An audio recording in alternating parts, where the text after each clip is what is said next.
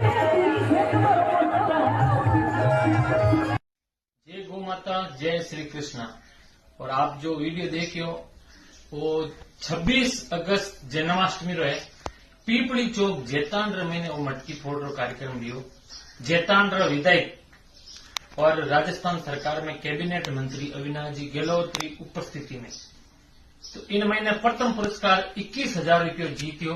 जय मां भवानी बावरी समाज गुरु जेतांड्रा गौभक्त। और ये पूरा पैसा आप 21,000 सहयोग इन संस्कार गो चिकित्सालय कुशालपुर अंदर जो बीमार विकलांग रोड़ा माता एक्सीडेंट गौ माता इलाज और सेवा से लेकर तो पूरा 21,000 सहयोग आप इन संस्कार गौशाला अंदर दिए।